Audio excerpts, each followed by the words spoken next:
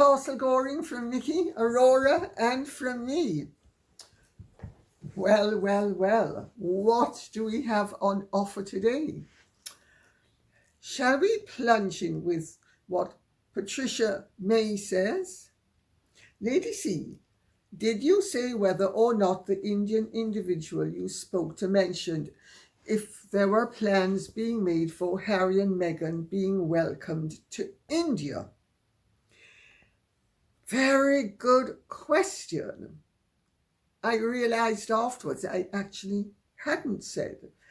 But I'm going to read out what the seed pearl says. Then I'm going to answer the question.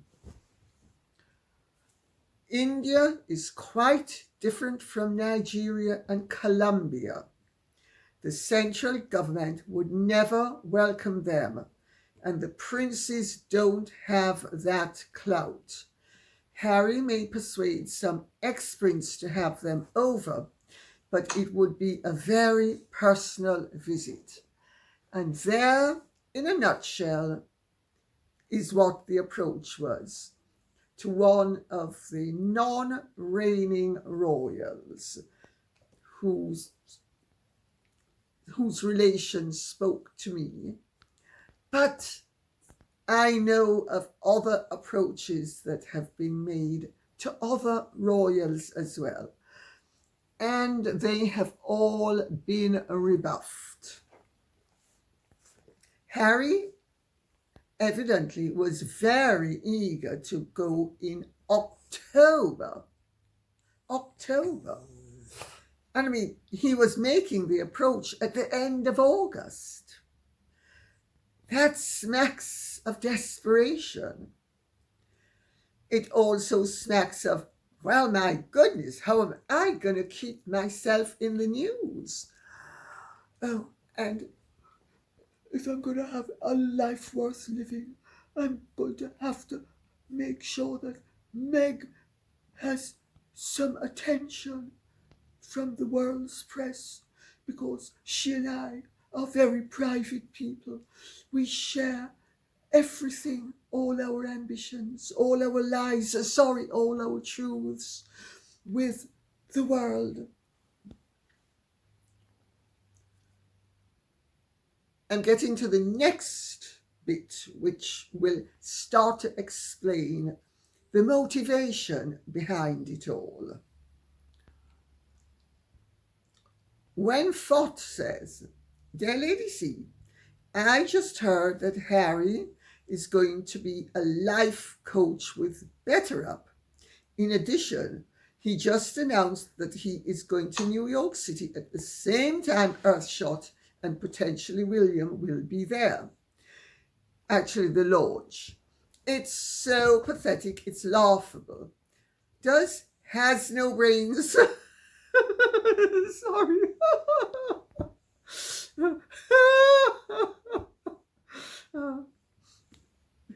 Some of you are so funny. Has no brains realize how pathetic all this looks?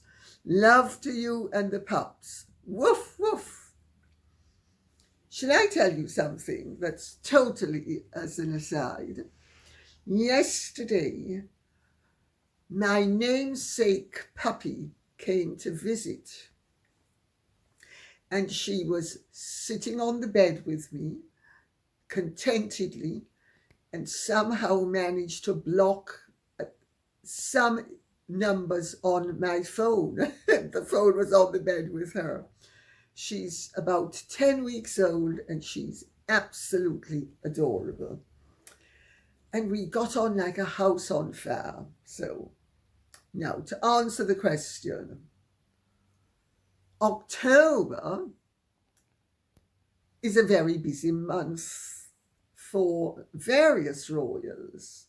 The King and Queen are going to be opening the heads of governments meeting for the Commonwealth in Samoa. They're also scheduled to be going to Australia. William has the possibility of, because last year he did go to New York for the launch, not the award, the launch, and where they were looking at things, etc. So there's that. Harry has the spare paperback coming out. He has very wisely, in my view, not added any material to it. Now, why has he not added any material to it? Well, several reasons. The newspapers, of course, are trying to spin it that it's an olive branch. I'm so sick and tired of those olive branches, aren't you? Everything is an olive branch. They are so hackneyed, it's beyond belief, but then they're hacks.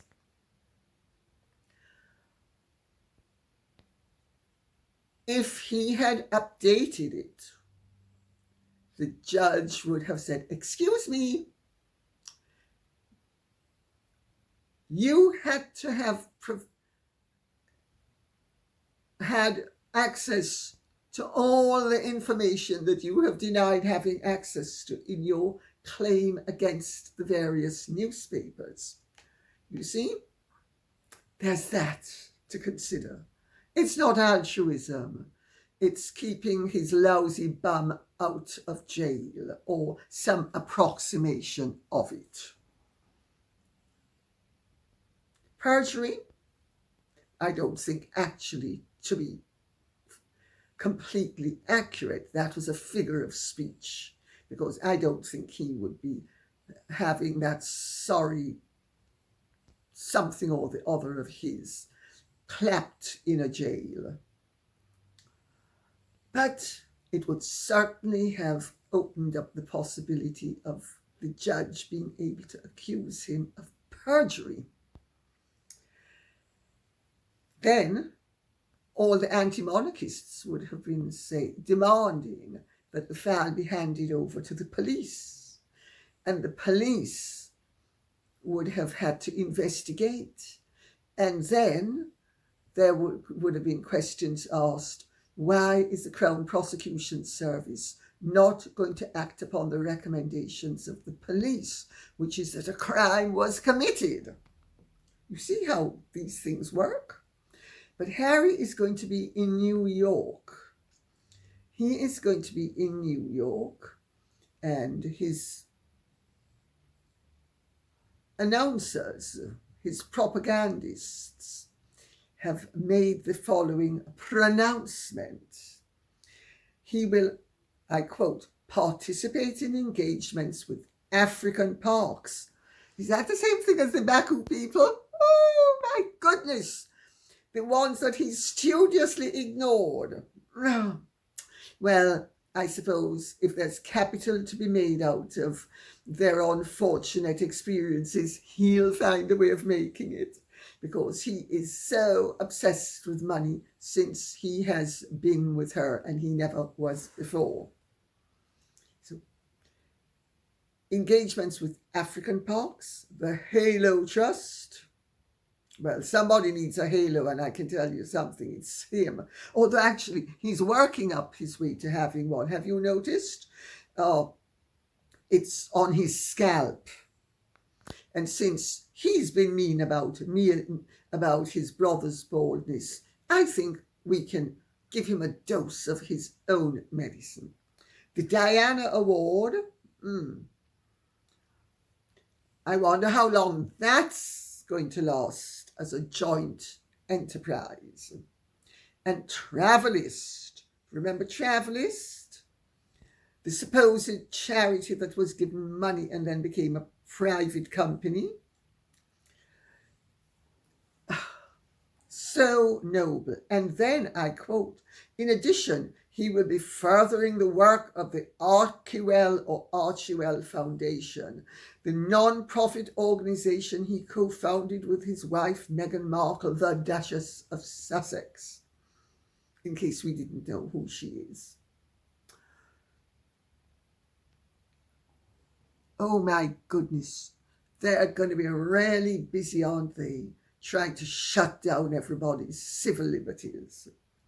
Well, my understanding is that William is so over the whole saga that he doesn't even countenance hearing about them unless it is absolutely necessary. It all goes on around him. He has blanked them totally. Now, the India trip, which I don't think is going to come off, so far, none of the princes that Harry has approached have said yes. They've all said no. And I don't know if you remember,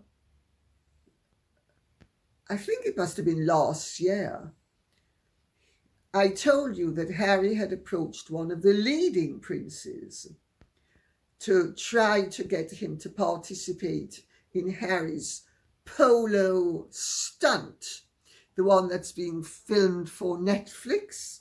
You know, it's going to be such a big deal that people in their tens, not tens of thousands, not tens of millions, but in their tens will be looking at it. Because I don't know if you're aware of it. It's virtually impossible to go to a polo ground and all the stands are relatively small and they're packed out. They're never packed out. It's an elitist game, and even with the elite, the audiences struggle to have too many bums on seats, unless, of course, it's an ambitious girlfriend or a hopeful girlfriend or a wife who's keeping her eye on her husband. So, Harry wants to create a diversionary trip, I have been told,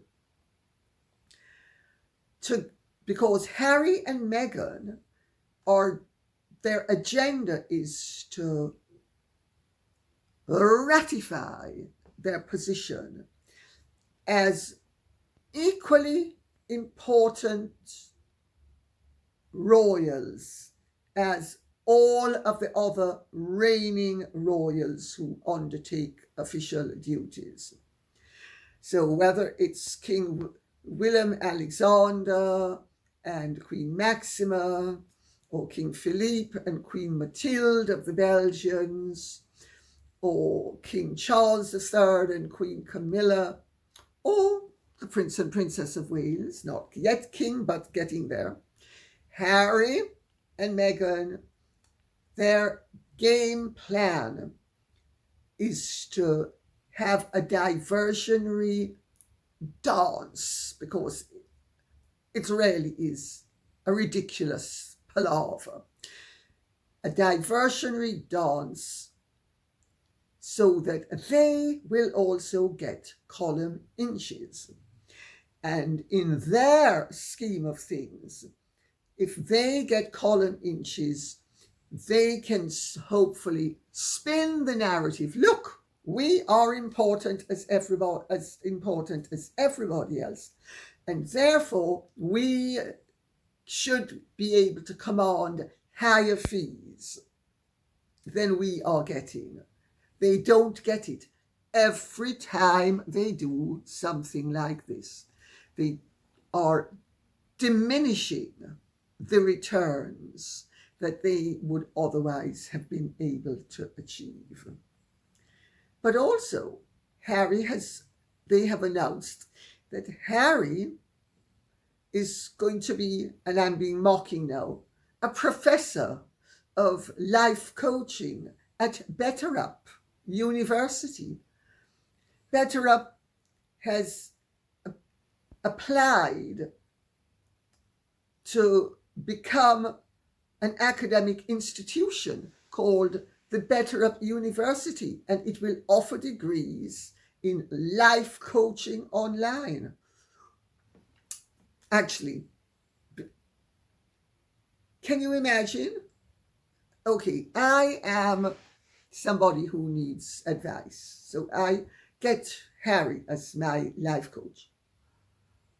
So do tell me, Your Royal Highness, Prince Harry, the Duke of Sussex, with all your academic qualifications, do tell me, do you think I should go into quantum physics, or do you think I should go into brain surgery?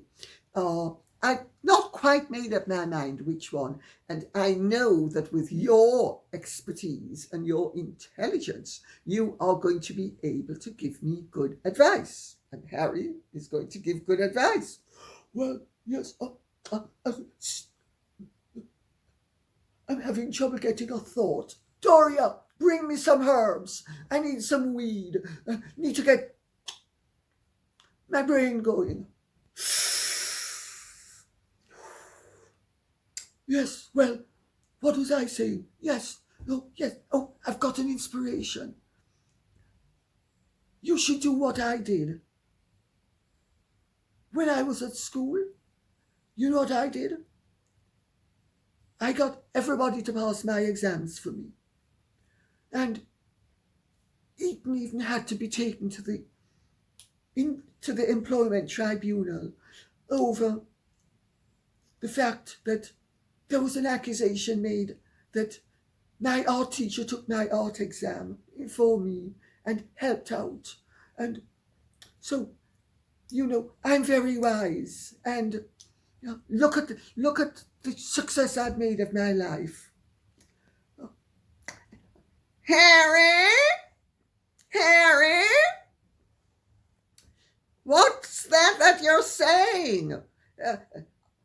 Are you talking to a woman? Meg, no, Meg, please, I'm giving advice.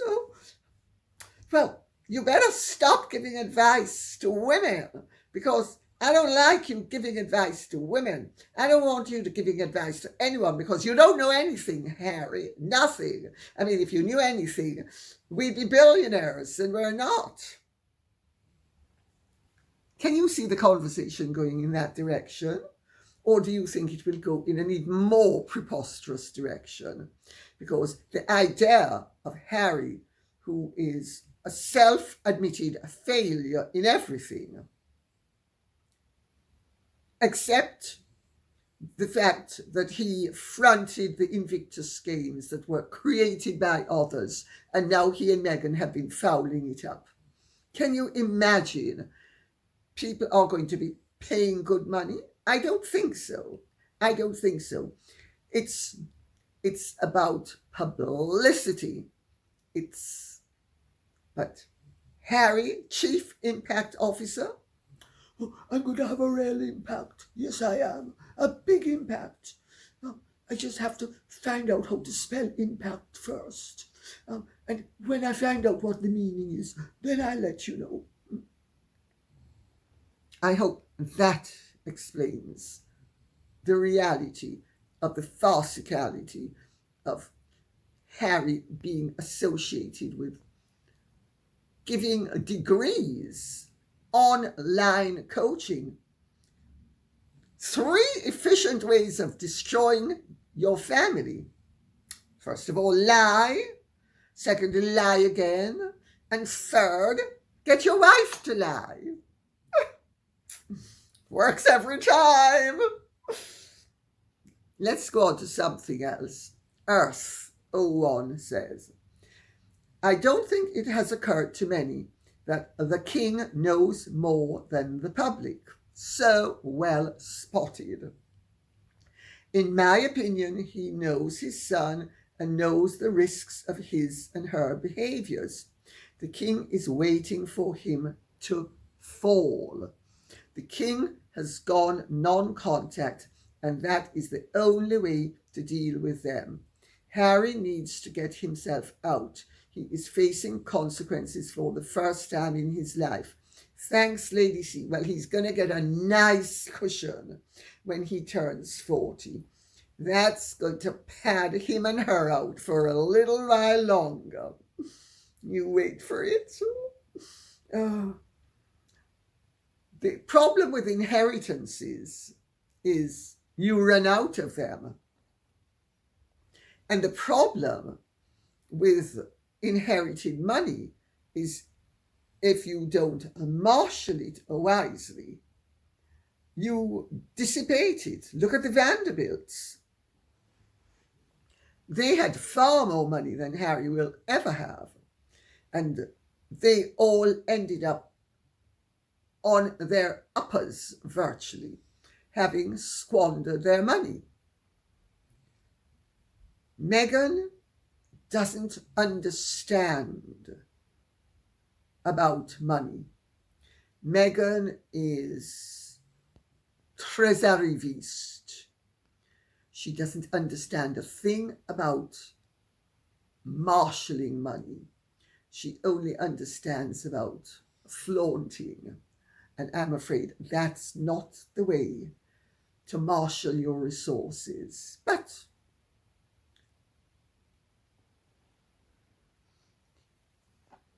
I think Harry's consequences are not quite as immediate as you might think or hope they are. But let us see what happens. Mila Gross-Morris says, it's absolutely shameful that Harry and Meghan are visiting these impoverished countries and leaving them with an astronomical, hefty amount of debt. This is wrong on so many levels. King Charles is allowing this, which shows that he is approving of this nonsense, in my opinion. Well, you're wrong. Prince Charles has no way of stopping them.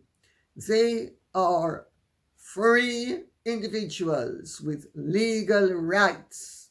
This is something that I struggle to understand why people cannot comprehend, that Harry and Meghan have as many legal rights as you or I. And our parents wouldn't be able to shut us up if they didn't like what we were doing, as long as what we were doing wasn't unlawful. The same applies to King Charles III. Of course, it's a disgrace that Harry and Meghan exploit the vulnerable. But that's been Meghan's technique all her life. How do you think she became Duchess of Sussex? Meghan spots a weakness and she's in like Flynn. And sometimes the weakness doesn't start out as a weakness. For instance, with Trevor Eggleston. Trevor Eggleston, I know from people who know him very well, is a really lovely man.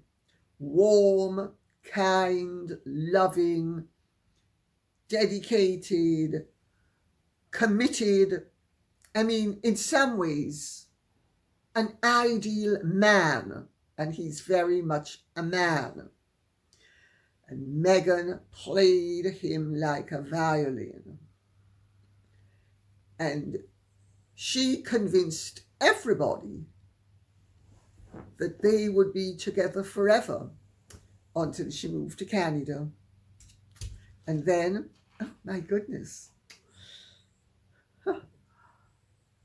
I can move up in the world, but not as Mrs. Trevor Eggleston.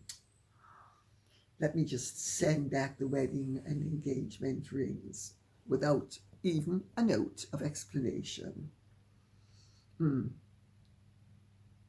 Alison Aspinall says, don't think the protection was for the grifters, more like for the Vice President to do a walkabout.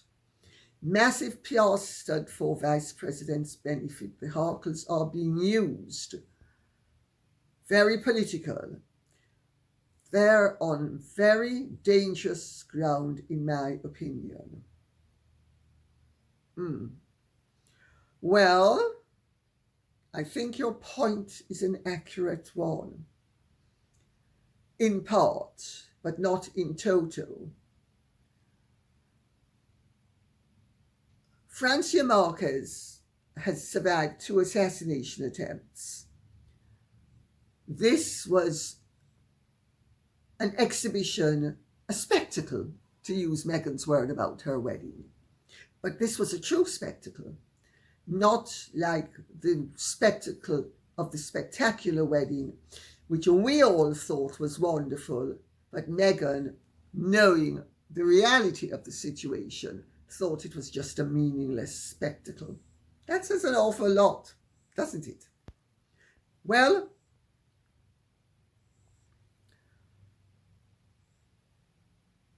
there was always going to have to be a lot of security for Francia Marquez, but there had to be more for Harry and Meghan, just in case one of the groups decided to kidnap them, just in case. You see, they're very happy to put themselves in the line of fire, just as long as it's not in a safe country like England. Amazing, absolutely amazing. Nexus Studio says, "Hi, Lady C, is it true that Netflix has severed new contracts with Harry and Meghan?" My understanding is that nothing has been definitively decided, that the numbers don't stack up. They've never stacked up. There's a tremendous air of disappointment. But it's very humiliating for Netflix and Ted Sarandos. So if they don't have to admit total failure, that's the route they intend to go down. But I understand that you mentioned Meghan's name and Harry's name at Netflix. You don't get a good reaction. On the contrary, it's almost as if Bill Simmons moved from Spotify to Netflix, if you get my drift. Stephanie Redden says, "Hello, Lady C from Virginia, USA. Hello. And I hope that all is well with you and yours. Not bad. I would love to hear your opinions on President Macron's current caretaker government." I have had very mixed opinions on President Macron. I lived in France for part of the year, well, part of every year, for 14 years. My children, after leaving Hill House, went to school in France. We had a chateau near Albi and a flat in Paris. And I have to tell you, my opinion of Macron has been very, very mixed. I have liked and understood and admired some of the things he's done or has tried to do. France is ungovernable. France is much more ungovernable than most people realize unless they live there. The 3 favorite words in France are attendre, which is wait, control, meaning grève, strike. The country is a study in twisted inefficiency.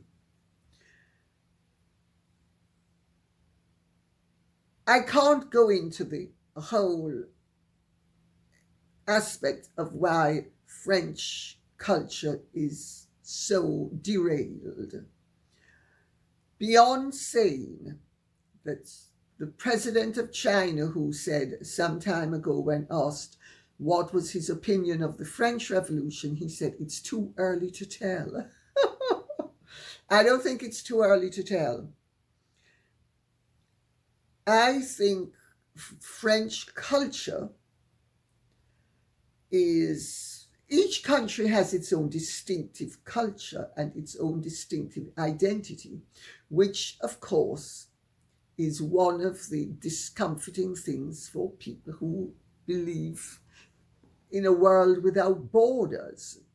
Because just as how each person has individual characteristics and that are identifiable, families have distinguishing characteristics.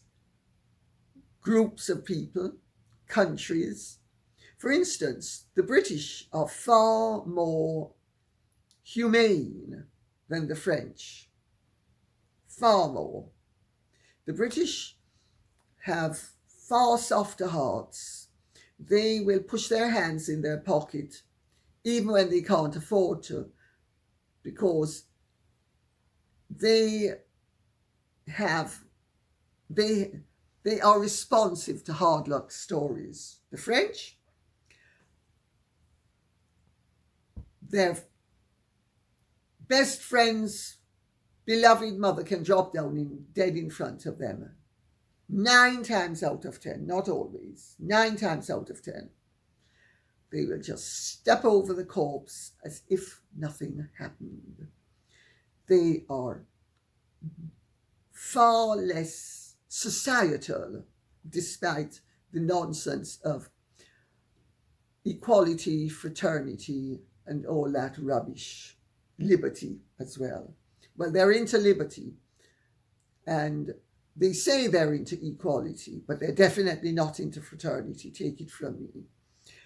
And that is what they are taught in school. I know, because my son went to Toulouse Business School and he came home and he said, you're not going to believe what we're learning about French culture.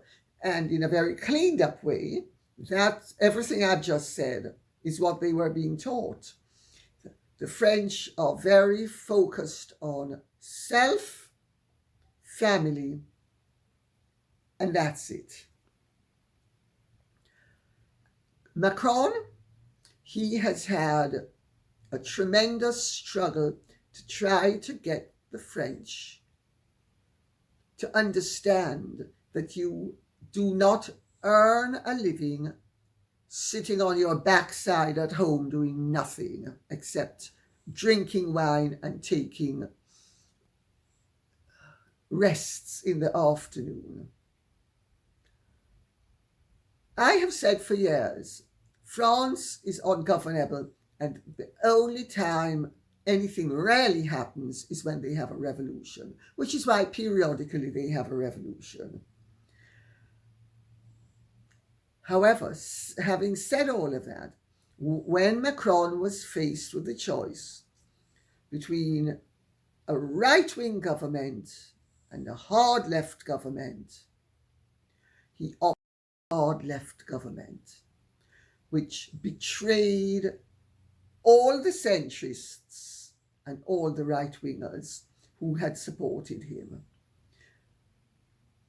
in my opinion.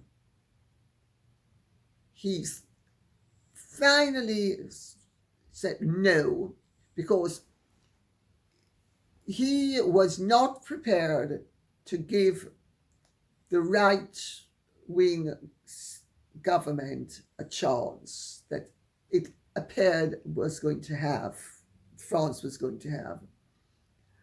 And he scuppered brilliantly. He's a very able politician. But just as how Tony Blair destroyed his legacy with the Iraq War, Macron has destroyed his legacy with telling people My supporters need to join sides with one set of enemies to defeat another set of enemies, notwithstanding the fact that many of the supposed enemies of the second set who were being blocked have more in common with his supporters than the hard left. I hope that answers the question. Joe Pan says, we as Brits are entitled to know if Harry's children are legitimate heirs to the throne. You're absolutely right. I'm not going to argue with that. Every Briton is entitled to know that any heir to the throne is legitimate. Ever since the warming pan scandal of 1688, there has been the accepted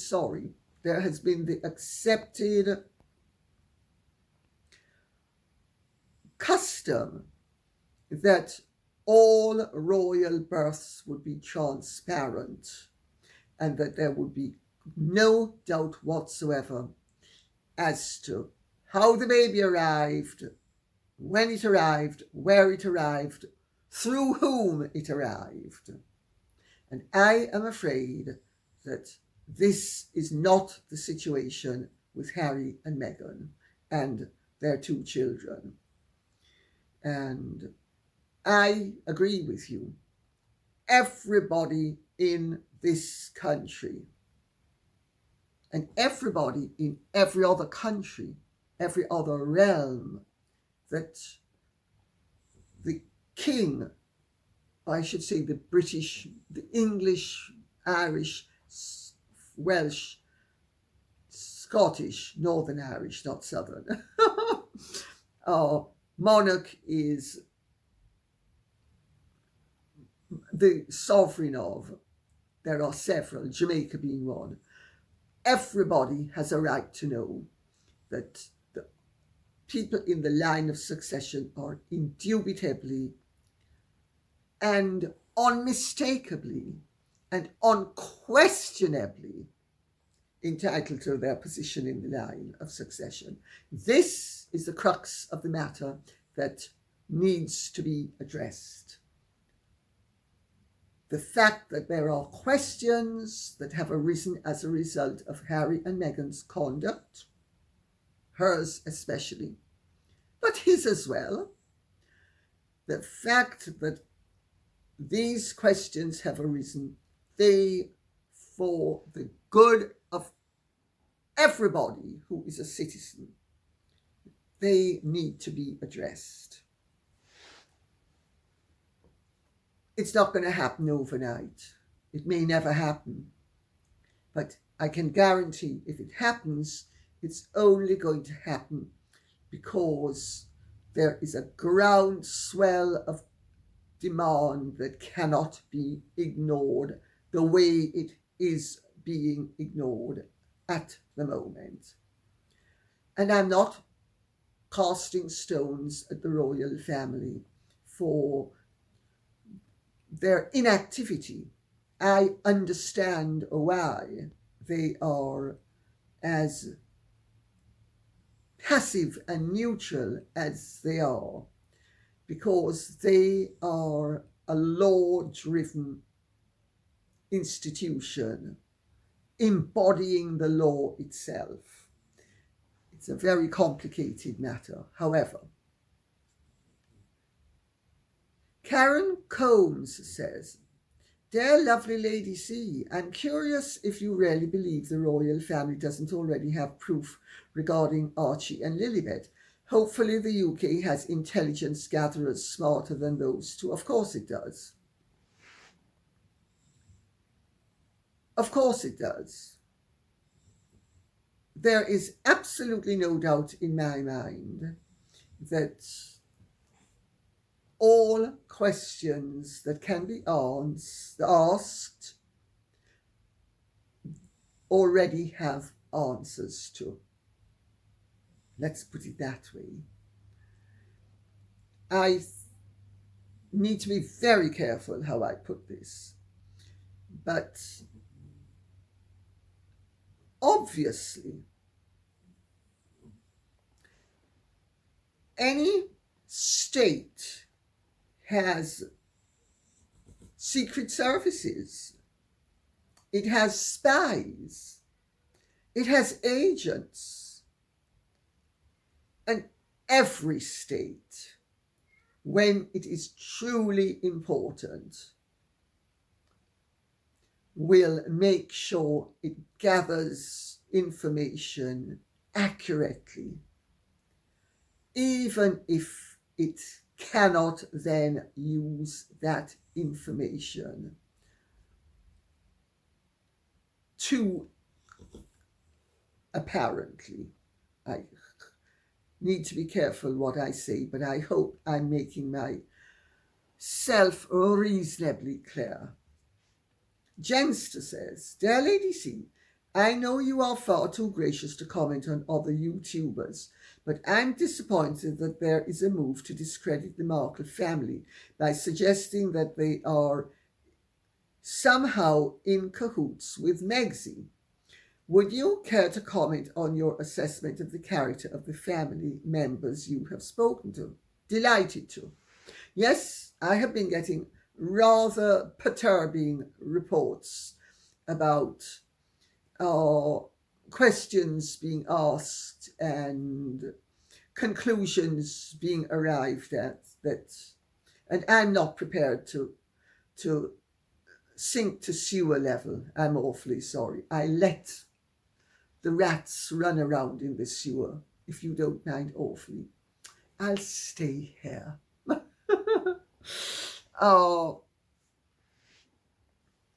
Now, I'm not saying that certain people don't have doubts and that some of the doubts aren't genuinely felt, because I do think that there is this factor that needs to be considered while dealing with opinions that one has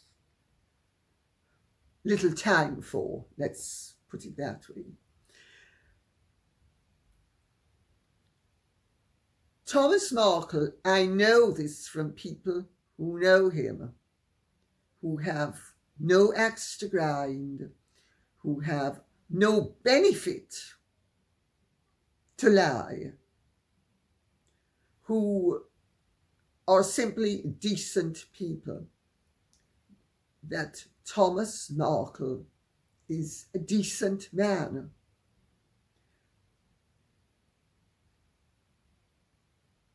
Samantha is an intelligent woman. She's, if you discourse with her, let's put it that way, she is far more reasonable and intelligent than Meghan. Of course, she is handicapped, physically handicapped. Meghan is physically robust. Thomas Markle Jr., I like him. I sympathize with all of the Markles for the way they have been humiliated by her agents, by her followers, and by opportunists, as well as, I have no doubt, by some honest and earnest people who simply have a different opinion from mine.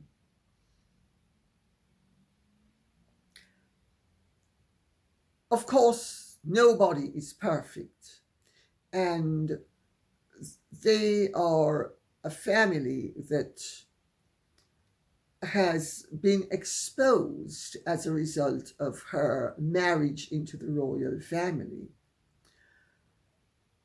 in very unfortunate ways, to very unfortunate attitudes. I mean, there's been a tremendous amount of snobbishness where they are concerned, where they have been denigrated unfairly.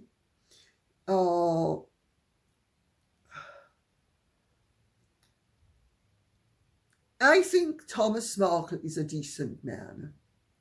I think he's a generous man. I think he's a kind man. He worked all hours of the day and into the night to provide for Meghan and helped out her mother as well, long after they were divorced, notwithstanding the fact that Doria, according to the family, clearly married him for advantage and stayed with him for advantage. But then, after they were together no longer, she still derived the benefits in a worldly sense and in a familial sense from him. He was always very supportive of her. He's a decent man. That's my take on it. And I know people get idée fixe and they think, well, this is my fixed idea, and Meghan is 72, and I don't care what anybody says. Her father's lying. She's 72. He was 7 years old or 8 years old when she was born. She's 72. So 72 plus 8 is 80. He's 80. She's 72. And they can't be budged. That's fine. If that's how people want to behave, listen, I respect people's right to choose, including to make the wrong choice. Let's leave it at that. And I'm going to end with something that I found rather touching, because Susan Ableton has written in to, and this goes to true evil and also goes to misguidedness and also goes to how when you fall in the hands of wicked people, you will be made to suffer for a lifetime, but it doesn't need to destroy you. Susan Ableton says, "Oh my gosh, Lady C, I have been following you for a few years now. Some information you shared here gave me a blast from the past and the shivers.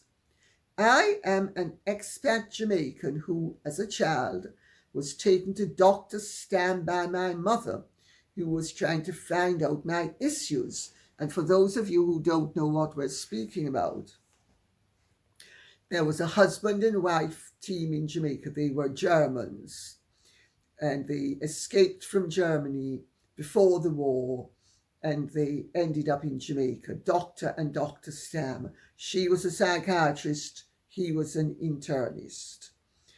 And they experimented with me when I was 13, and what they did was, quite frankly,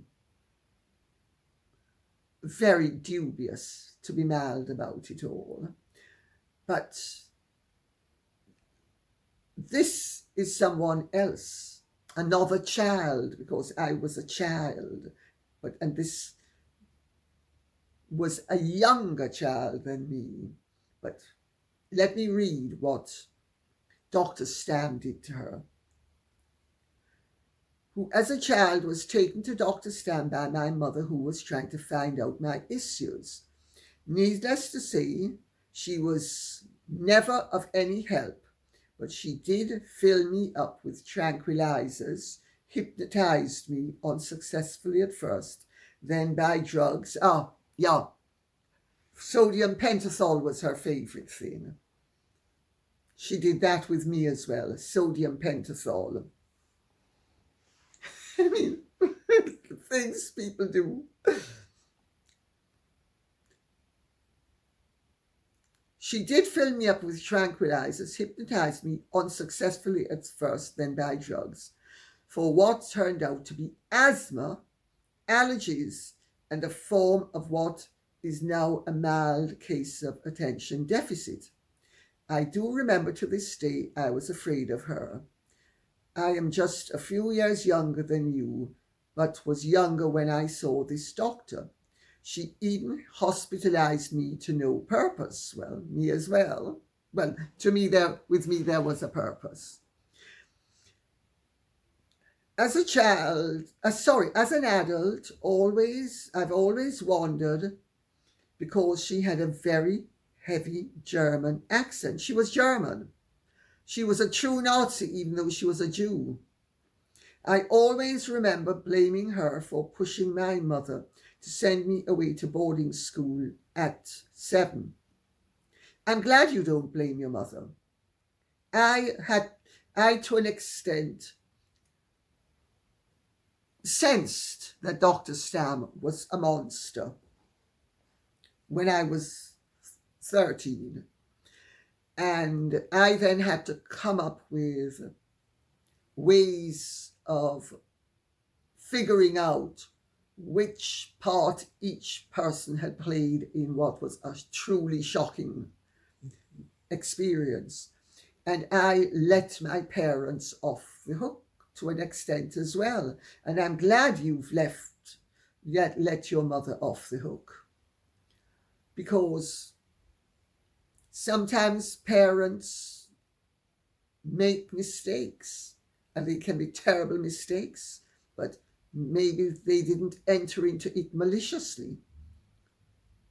I would imagine your mother loved you and simply wanted to find out what was amiss and have it rectified. And there was Dr. Stam to come to the rescue.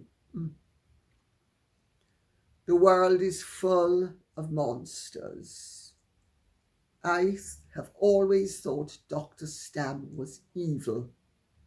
I thought it then, I think it now, and thank you very much, Susan Ableton, because you have confirmed an opinion that I had no doubt about, incidentally. I mean, I remember when Mummy told me that she died, and I was very and she died very painfully of cancer. And I basically said, well, I'm delighted to hear that finally she got her just desserts. And Mum said, oh, blah, blah, blah. And I said, no, I'm sorry, I said. And even Mummy had to back down because Mummy knew she was a monster. And she was a monster. The world is full of monsters. And it is our bounden duty to call time on their game when we can. And on that note, I say thank you very much for listening. I hope this has been of some interest to you. If it has, please keep the questions and comments coming in so I will know what you would like us to be speaking about. Thank you so much. Take good care. God bless. And if you have truly enjoyed this, would you care to like, share, subscribe, press the notification bell, and Godspeed.